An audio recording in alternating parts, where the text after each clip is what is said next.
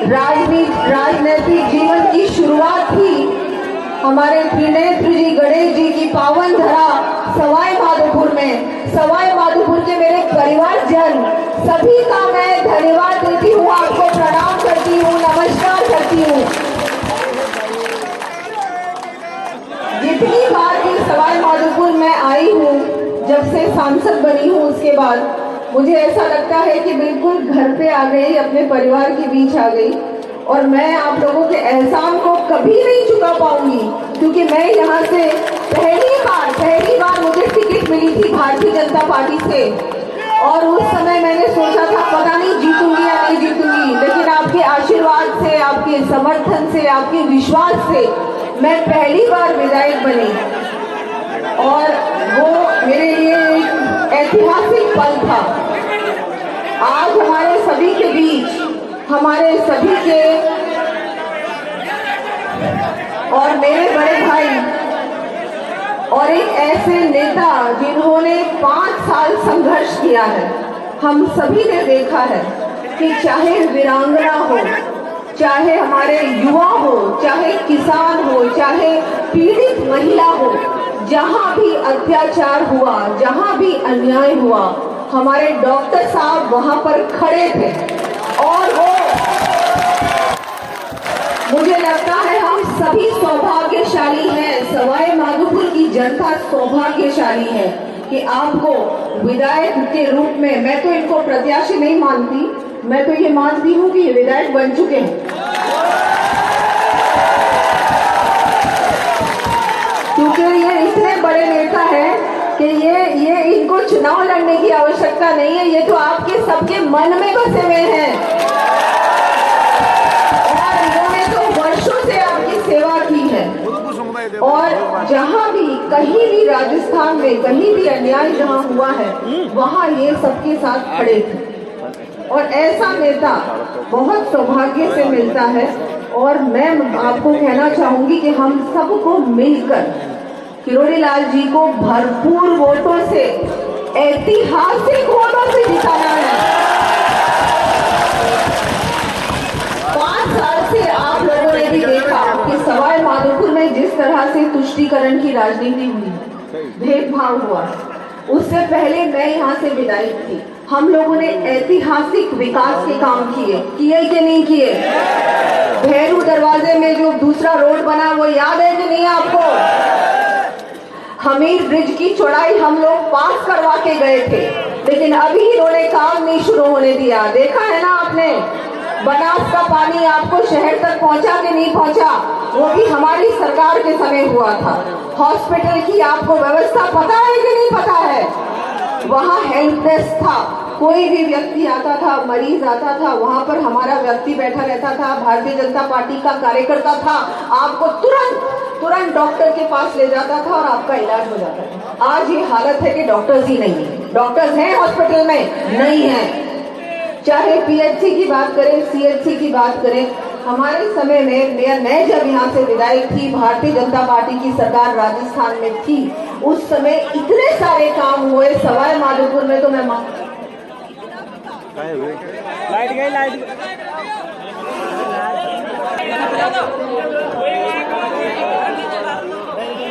विकास हुआ है सवाई माधोपुर में उन 5 सालों में। और अब इन 5 सालों में क्या हुआ आप सब जानते हैं। मैं यहाँ 2 बार आई उसके बाद, और मैंने देखा सड़कें आपकी पूरी टूटी हुई हैं। टूटी हुई है कि नहीं टूटी हुई? कोई व्यवस्था नहीं है। पूरी तरह से यहाँ पर तुष्टीकरण हो रहा है, यहाँ पर दिन दहाड़े चोरियां हो रही है, हमारी महिलाओं के साथ अत्याचार हो रहा है। ये सारा जो सवाई माधोपुर का इन्होंने हालत बिगाड़ दी है ना, कि कांग्रेस सरकार ने, इनको अब हम सबको मिलकर जड़ से उखाड़ के फेंकना है। और ये अधिकार इनके पास आपसे वोट मांगने का भी अधिकार नहीं है। पूरे राजस्थान में आज ये हालत है कि हमारी माताएं बहनें बिल्कुल भी सुरक्षित नहीं है। आपने सुना होगा कि नहीं सुना है, सवाई माधोपुर में भी कितनी बार ऐसी वारदातें हो चुकी हैं। और ये इनकी कांग्रेस की बड़ी नेता रणथंभौर तो बहुत आई घूमने के लिए, आई कि नहीं? अच्छा, और जहाँ पर ऐसी कोई घटना होती थी वहाँ एक बार भी गई क्या? नहीं गई। यहाँ तक कि माधोपुर में भी कोई घटना हुई वहाँ तक भी नहीं गई। ये यहाँ पर घूमने आती थी सेंचुरी में, लेकिन एक बार भी किसी पीड़िता को पूछने नहीं गई कि तुम ठीक हो नहीं हो, तुमको न्याय मिला नहीं मिला, तुम्हारा परिवार ठीक है नहीं है, कभी नहीं गई। तो क्या ऐसी सरकार को अवसर देना चाहिए, वोट देना चाहिए? इनके यहाँ पर विधायक साहब हैं, इनको भी तो सोचना चाहिए ना। यहाँ आती है, घूमने के लिए आती है, लेकिन एक बार पूरे राजस्थान में, शर्म की बात है कि आज राजस्थान बलात्कार की राजधानी बन चुका है। सबसे ज्यादा बलात्कार राजस्थान में, सबसे ज्यादा दलितों पे अत्याचार राजस्थान में है, सबसे ज्यादा बेरोजगारी राजस्थान में है, सबसे ज्यादा महंगाई भी राजस्थान में है। राजस्थान ऐसा प्रदेश है जहाँ पर हमारी जो प्रतिष्ठा है पूरे विश्व में, गौरवशाली इतिहास है राजस्थान का, और आज इसको बलात्कार की राजधानी माना जा रहा है। ये शर्म की बात। और इनके बड़े बड़े नेता विधानसभा में ऐसे कहते हैं, क्या हो गया अगर यहाँ बलात्कार होते हैं तो? ये तो मर्दों का प्रदेश। शर्म की बात है कि नहीं है? ऐसी सरकार को अगर ये आपके पास वोट मांगने आते हैं ना, तो वहीं से रवाना कर देना। इनके पास कोई अधिकार नहीं है आपके वोट मांगने का। हमारे डॉक्टर साहब जो ऐसे व्यक्ति हैं जो आपके सुख में, आपके दुख में आपके साथ खड़े रहते हैं, है कि नहीं? हर बार जहां भी कोई भी अगर ऐसी घटना होती है तो हमारे डॉक्टर साहब रहते हैं। तो आप सभी से निवेदन है कि हम सब चाहते हैं राजस्थान में डबल इंजन की सरकार बने। मोदी सरकार जिन्होंने इतना काम किया है पूरे हमारे देश में, आज हमारा देश इतनी बड़ी पहचान हो गई है हमारे देश की, भारत की। पूरे विश्व भर में सबसे ज्यादा लोकप्रिय नेता कौन है? नरेंद्र मोदी है।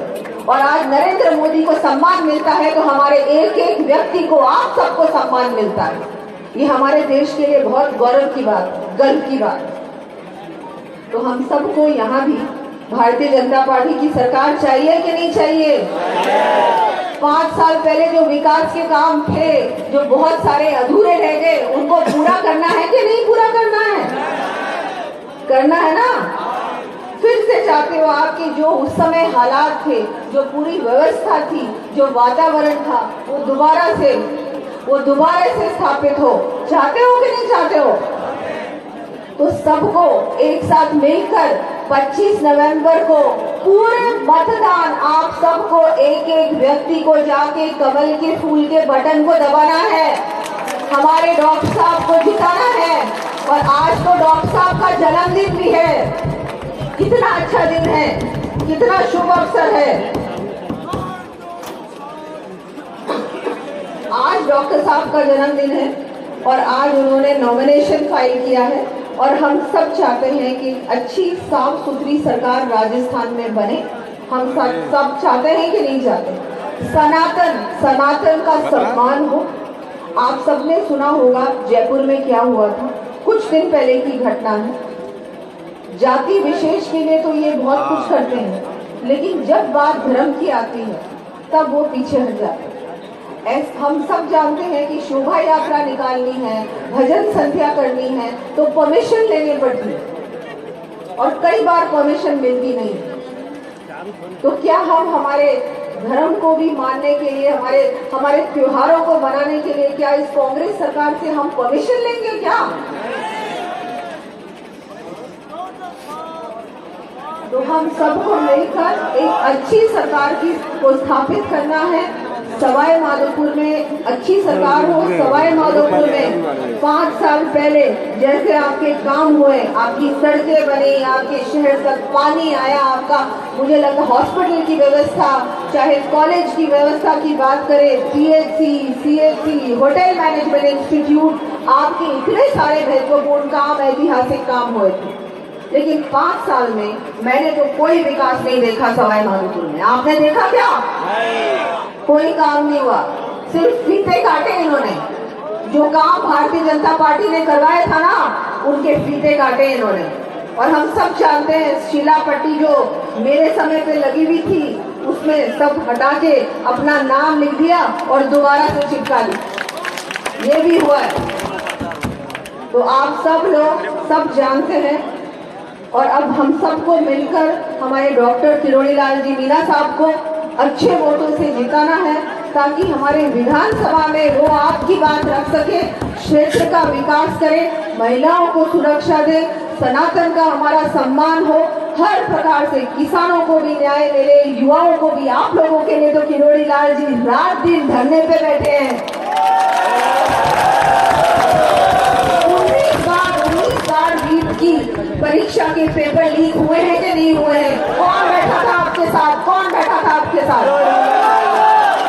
बैठे थे ना? आपकी लड़ाई लड़ी थी ना? तो अब क्या आप उनके लिए उनकी लड़ाई नहीं लड़ेंगे? उनको जिताएंगे? सब दोनों मुट्ठी बांध करके हाथ ऊपर करिए सब लोग। किरोड़ी लाल मीणा जी को विजय करेंगे सवाई माधोपुर से। आज सब आप लोगों ने मेरी बात सुनी और आज आप सब लोगों ने मुझे वादा भी किया है। वादा किया है ना कि हम सब मिलकर हमारे डॉक्टर साहब को हमारी विधानसभा में पहुंचाएंगे, वहां मजबूती से वो हमारी बात रखेंगे और आप सबके हित के लिए हमेशा वो लड़ाई लड़ते रहेंगे और आगे भी लड़ेंगे। उनको आप जिताओगे, अच्छे वोटों से जिताओगे। आज आपने मेरी बात सुनी, मुझे वादा किया है, ये वादा भूल मत जाना। जन्मदिन का गिफ्ट देंगे सब यहाँ से मुझे वादा किया है आप लोगों ने। हाँ जरूर। आप सबके वादे के साथ मैं यहाँ से जा रही हूँ और हम सब मिलके अच्छे वोटों से उनको जिताएंगे। आप सबने मेरी बात सुनी और मेरी बात रखोगे।